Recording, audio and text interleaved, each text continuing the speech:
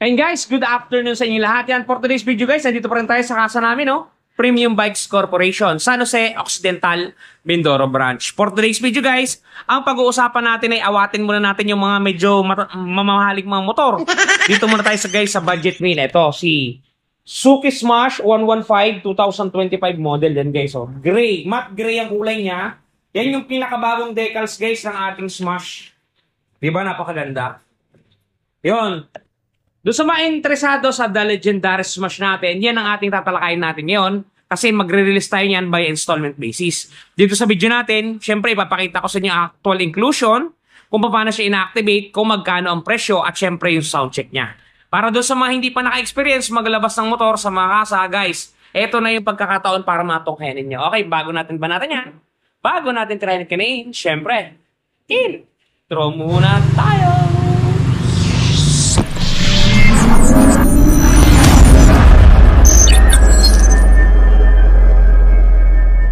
Okay guys, unahin muna natin yung actual inclusion niya para makita ninyo na malapitan yung ating Smash 2025 model. Ito guys, yan yung makapansin ninyo.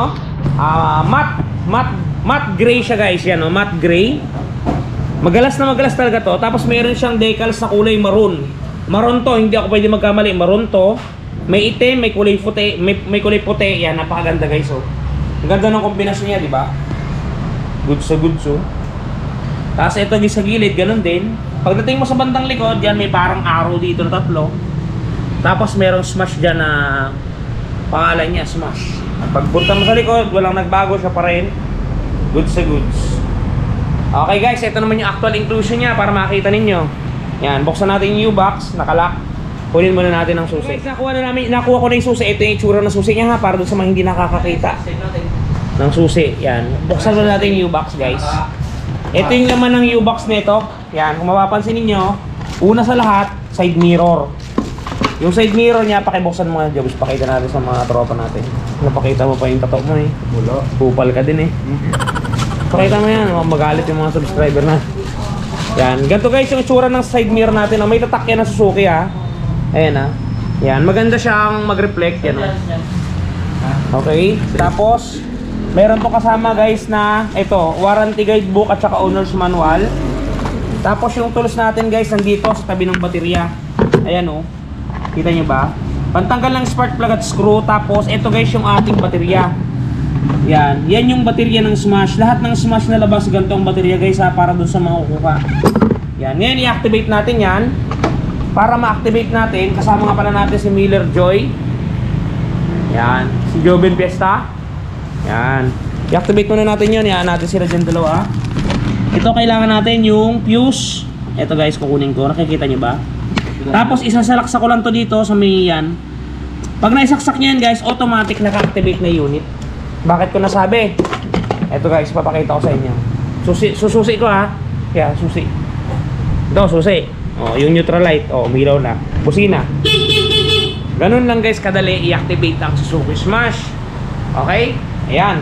Ngayon, kinakabit na ni Jobin yung side mirror at ini-stencil na ni Miller yung ating engine at chassis. Ganun lamang po mag-release. May magtatanong dyan, si Ron, bakit hindi nyo pinabayaang mamili yung client ng motor, kayo ang namili? Hindi po, ganito po kasi yan. Pagka nag-apply ka po ng unit dito sa amin, tatanungin po namin kung anong applyin mo. Ngayon, for example, sinabi mo pong Smash, papapiliin ka na po namin kasi dito po 99.9% po ang na-approve. Napakadalang po na nare-reject. So pag pinapili na po namin kayo, tatandaan nyo po yung engine chassis noon para yun na po ang aming i-activate, para hindi po tayo magkaroon ng onsihan. Okay? Yan.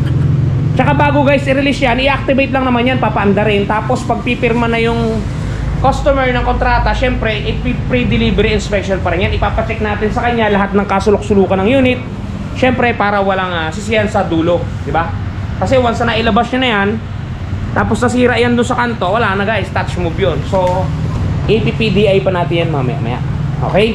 And guys, yung unit natin ina-activate, bali kanya-kanya kasi ditong galaw. Si Joven yung nag-activate, si Miller yung nag-stencil, at itong pinakamatindi yung nagtatransact. Ayan guys oh. Yan. Tapos tayo dito nagbibideo lang. Palamuti. Yan.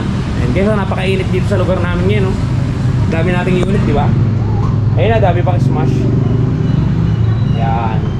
Ito guys. Okay, yung presyo nga pala guys, bago ko makalimutan, ito yung presyo ng unit natin. Kunin ko lang. Yan. Suzuki Smash 115. Naka-rim yan. Naka-rim ito guys, ito yung presyo ng ating Suzuki Smash. Yan, naka-rim to guys na naka-drum brake. Ito. Ang SRP natin guys, kay Premium Bikes ha. Kay Premium Bikes, baka maligo kayo. Premium Bikes po. 62,400. Ang down payment natin guys, parang ipinamimigay na 2,170. Sa halagang 2,170, meron ka ng Smash na maaari mong gamitin pang service, pang business. Bahala ka kung saan mo gamitin.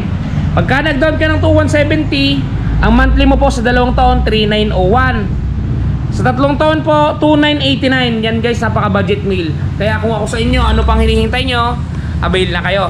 Okay guys, ngayon naman, i-activate natin ang unit. Paandarin na natin para mapakinggan ninyo yung kanyang tunugan. Alright. And guys, salina natin ng gasolina. Stress na nag-stencil, hindi marunong. Yan, salinan mo kaibigan. Isalin mong lahat ang 70 pesos. Huwag kang magtitira, huwag kang manghihinayang. Yan. Okay guys, so na-stress na nag-stencil. Mataba kasi siya, naiipit yung tiyan niya. Ayan guys, naisalin na ni Joben ang gasolina. Need pa ba natin itong i-drain? Hindi na. Hindi na raw, sabi niya. Hindi, wag. So guys, alisin na natin ito munang price tag. Ikabit muna natin dito, kunin lang natin mamaya. Tapos, start mo jobs! So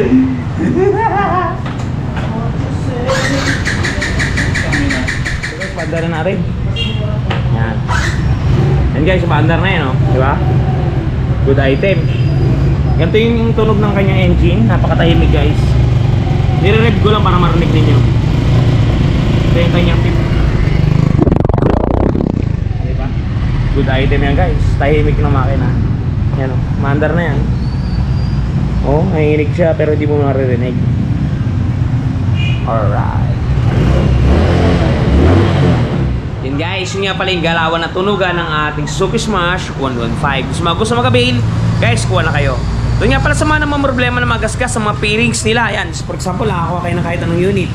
Guys, eto meron tayong touch paint ni wash body. Nakakabura to ng mga gasgas ng inyong mga motorsiklo. Panoodin niyo guys. At eto na guys, ang touch paint ni wash body. Diba napakaganda? Ganto ang packaging yan pagka mabibili ninyo. Ito yung polishing cream. Ito yung surface cleaner. Ito yung mismong touch paint. At may kasamang pre-yan na pen brush at meron niyang instruction kung paano gagamitin.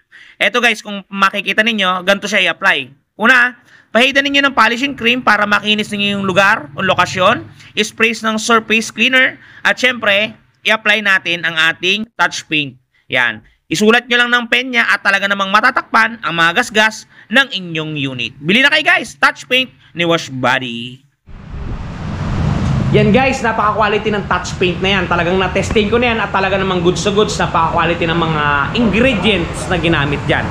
Kaya kung ako sa inyo, kung may gasgas yaman din lamang ang mga motorsiklo ninyo, walang mawawala sa inyo, 100 plus pesos lamang. I-try nyo na ang touch paint ni Wash Body. Legit na pintura, kung anong inilapat na pintura dyan nung yan ay ginawa, siya mismo ang nasa laman ng maliit na botilyong yan. Okay guys, hanggang dito lang muna ang video natin. Ingat kayo palagi at palagi po kayong magpapakasaya. Si Ron TV, bye bye! Shoo!